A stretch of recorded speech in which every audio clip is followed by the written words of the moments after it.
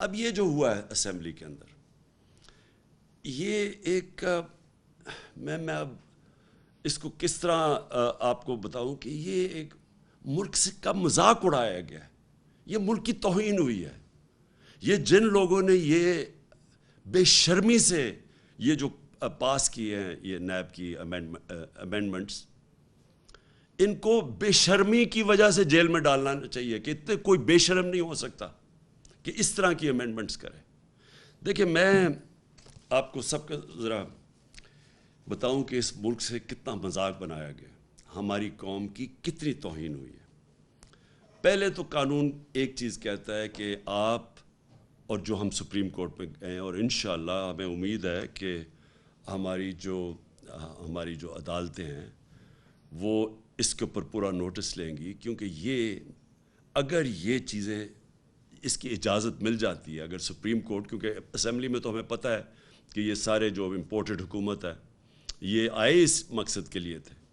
اس میں تو اب کوئی شک نہیں ہونا چاہیے کہ جب خرم دستگیر ان کا منسٹر کہتا ہے کہ ہم اس لیے نہیں آئے تھے کہ مہنگائی ہے، ہم اس لیے نہیں آئے تھے کہ یہاں کوئی نااہلی ہے، ہم اس لیے آئے تھے کہ عمران خان کوئی 100 ججز رکھ کے تو اس ملک میں ساروں کو جیل میں ڈالنے آیا تھا۔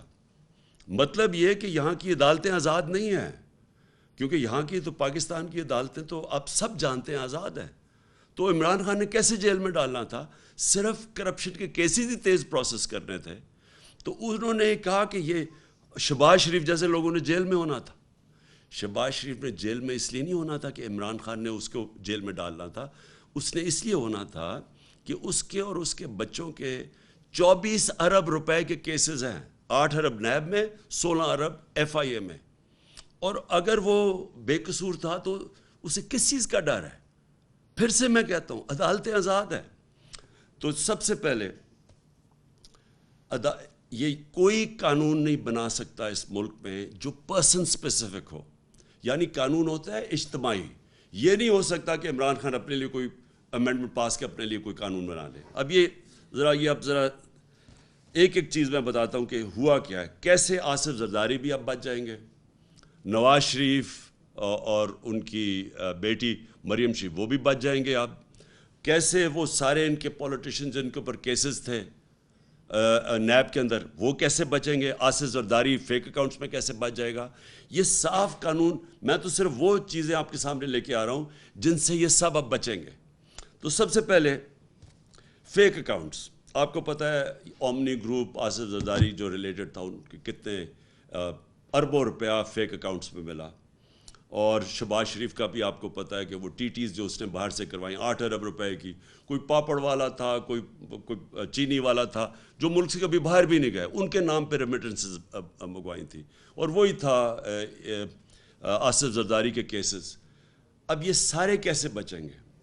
انہوں نے ایک قانون سیکشن 14 میں امینڈمنٹ کی ہے۔ اب انہوں نے یہ کہا ہے کہ فیک اکاؤنٹ کے اندر اگر کوئی پیسہ آ بھی جاتا ہے تو اگر اس میں اربوں روپیہ بھی آ گیا، صرف جو آخری وقت فیک اکاؤنٹ میں پیسہ ہوگا اس کے اوپر بات چیت ہوگی۔ اگر وہ مثلا 100 روپے ہی بچا ہے، باقی سارے ملک سے باہر بھیج دیے گئے ہیں، تو صرف 100 روپے کے اوپر اب بات ہوگی۔ پھر انہوں نے یہ کہا کہ آپ کو ثابت کرنا پڑے گا، عام آپ کے ٹیکس لاز میں اگر آپ ٹیکس کے دیتے ہیں تو وہ آپ کو ثابت کرنا پڑتا ہے۔ اگر میں بتاؤں کہ یہ میری انکم ہے تو مجھے ثابت کرنا پڑتا ہے، وہ ایف بی آر نہیں ثابت کرتی، مجھے بتانا پڑتا ہے کہ میرا سورس آف انکم کیا ہے۔ اب ادھر فیک اکاؤنٹس میں جو پیسہ آئے گا وہ نیب کو ثابت کرنا پڑے گا کہ یہ پیسہ جائز آیا یا ناجائز آیا ہے۔ ان کو نہیں اب ثابت کرنا پڑے گا کہ یہ اربوں روپے فیک اکاؤنٹ چینی والے آئے کدھر سے، ان کو نہیں، نیب کو ان کو ثابت کرنا پڑے گا۔ یہ پہلا چینج آیا۔ دوسرا جس میں ان کے بہت زیادہ ان کے بڑے بڑے نام پھنسے ہوئے ہیں وہ ہے ایسٹس بیونڈ مینز۔ یہ جب سے پاکستان بنا یہ قانون ہے، وہ قانون کیا ہے کہ میں اگر پبلک آفس ہولڈر ہوں، میں بیوروکریٹ ہوں، میں پولیٹیشین ہوں، میں منسٹر ہوں، میں پرائم منسٹر ہوں، تو اگر میری آمدنی 100 روپے ہے اور میرے پاس 200 روپے کے اثاثے آ جاتے ہیں تو وہ مجھے بتانا پڑتا ہے کہ یہ پیسے کدھر سے آئے، کدھر سے میرے اثاثے آئے۔ انہوں نے اب الٹا کر دیا، اور یہ زیادہ تر دنیا کے اندر یہ قانون ہے کہ اگر میں پبلک آفس ہولڈر ہوں اور میرا اگر 100 روپے کے اثاثے ہیں تو مجھے بتانا پڑتا ہے کہ میرے پیسے، میری آمدنی 50 روپے اور اگر 100 روپے اثاثے آ گئے مجھے بتانا پڑتا ہے کہ 50 روپے کدھر سے آئے۔ انہوں نے اب کیا کر دیا ہے کہ انہوں نے ان کے اوپر اب بوجھ ڈال دیا کہ آپ نے بتانا ہے، نیب نے بتانا ہے کہ کدھر سے اثاثے آئے۔ یہ یاد رکھیں کہ دنیا میں وائٹ کالر کرائم پکڑنا بڑا مشکل ہے، اور اسی لیے یہ بڑے ملکوں کے اندر یہ قانون ہے کہ برڈن، یعنی میرے اوپر ذمہ داری آ جاتی ہے اگر میں پرائم منسٹر ہوں اور میرے اثاثے بہت بڑھ جاتے ہیں، مجھے بتانا پڑتا ہے کہ ایکسٹرا اثاثے کدھر سے میں لے کے آیا۔ اب یہ پاکستان میں چینج ہو گیا ہے۔ اس کا مطلب جتنے ان کے لوگ ہیں جو پھنسے ہوئے ہیں، ان کے ایسٹس بیونڈ مینز ہے، یعنی آمدنی سے زیادہ اثاثے ہیں، اب وہ سارے بچ جائیں گے۔ پھر یہ آ گیا سیکشن 9، یہ ادھر میں وہ سارے بچ جائیں گے۔ پھر سیکشن 21 ہے۔ اب اگر ہمیں، اور یہ ذرا غور سے سنیں، اگر ہمیں یہ انفارمیشن باہر سے آتی ہے کہ جناب انفارمیشن آتی ہے کہ جی عمران خان کے وہاں اتنے بڑے پیسے پڑے ہوئے ہیں، عمران خان کے وہاں کتنے لاکھ پاؤنڈ کروڑ ڈالر پڑا ہوا ہے، اب وہ کوئی مجھے بتانے کی ضرورت نہیں ہے، کیونکہ وہ جو باہر سے انفارمیشن ہے وہ اب ایڈمٹ ہی نہیں ہوگی۔ مثلا اگر یہ جو ایونس، یہ کیا تھا پیناما پیپرز میں کیا چیز سامنے آئی؟ پیناما پیپر میں یہ سامنے آئی کہ جو 4 مہنگے ترین لنڈن کی اپارٹمنٹس ہیں مے فیئر میں، ان کی جو 2 کمپنیز کے نام پہ تھیں، ان کے جو اصل مالکہ تھی وہ مریم نواز ہیں۔ اب یہ جو آئی تھی، یہ برٹش ورجن آئلینڈ سے انہوں نے پاکستان کی جے آئی ٹی کو خط لکھا تھا کہ یہ ہے اصل مالکہ۔ اب وہ جو ان کا جو لیٹر ہے وہ ایڈمیسیبل نہیں ہوگا۔ اس کا مطلب کہ نواز شریف اور ان کی بیٹی وہ اب صاف پاک ہو کے نکل جائیں گی اس نئی امینڈمنٹ میں، ان کو اب کسی چیز کی ضرورت نہیں پڑے گی۔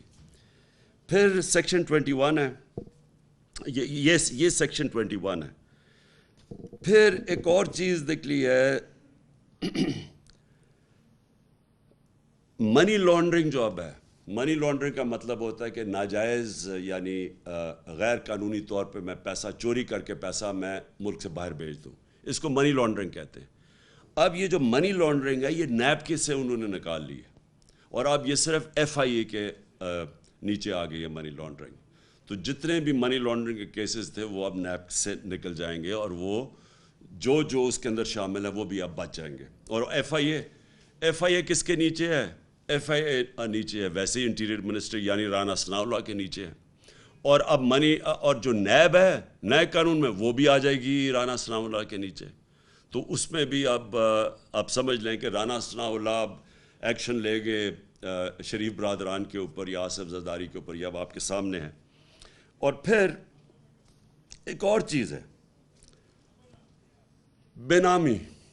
اب میں اگر فیصلہ کروں کہ پیسے چوری کر کے اور میں اپنے رشتہ داروں کے نام دے دوں، میرے بیٹے باہر لنڈن بیٹھے میں ان کے نام دے دوں، تو اب میں بچ جاؤں گا، یعنی مجھے کوئی نہیں پوچھ سکتا کہ اگر میرے بے نامی میں کسی اور کے نام پہ پراپرٹیز کر دوں۔ یہ سب سے بڑا ظلم ہونے جا رہا ہے۔ اجازت دی جا رہی ہے اب کہ کوئی گورنمنٹ میں، سرکاری گورنمنٹ میں بیٹھا ہو، کوئی منسٹر ہو، کوئی بیوروکریٹ ہو، وہ جو بھی اب پیسے بنائے وہ اپنے بچوں کے نام کرے، رشتہ داروں کے نام کرے، وہ اب جواب دہ نہیں ہے۔ یہ دنیا کے اندر اس طرح کا قانون نہیں ہے، یہ جو انہوں نے بنا دیے۔ کہنے کا میرا مقصد یہ ہے کہ یہ پاکستان سے اگر خدا نہ خواستہ ملک کے اوپر کوئی بمباری بھی کوئی کر دینا تو اس سے بھی بڑا یہ جرم ہوا ہے۔ یہ صرف یہی نہیں کہ یہ صرف سب بچ جائیں گے، ان کی چوری اب ساری بچ جائے گی۔ اور یہ جو خرم دستگیر نے، جو پھر سے میں کہہ رہا ہوں، اس نے یہی کہا کہ یہ ساروں کو ڈر لگا ہوا تھا کہ عمران خان NRO نہیں دے رہا، 3.5 سال انہوں نے مجھے مسلسل بلیک میل کیا۔ آپ کو پتہ ہے ہر جگہ انہوں نے، ہر موقع پہ انہوں نے مجھے بلیک میل کیا کہ ان کو NRO دیے۔ اوپر سے کہتے تھے کہ ہم کوئی NRO نہیں مانگ رہے، لیکن جب فیٹف کی لیجسلیشن آئی، جو آج یہ سارے بڑے اس کی کہہ رہے ہیں کہ یہ ہم نے بڑا اچھا کوئی کام کر دیا ہے. فیٹف کی لیجسلیشن کے اوپر انہوں نے ہمیں پوری کوشش کی این آر او لینے کی, اس طرح کی امینڈمنٹس لے کے آئے. جب ہم نے نہیں کیا تو انہوں نے پوری کوشش کی ہمیں بلیک میل کرنے کی کہ وہ لیجسلیشن نہیں پاس ہوگی. اس کے بعد انہوں نے واک آؤٹ کیا اسمبلی سے, جبکہ میں ان کی بات نہیں مانا این آر او کی.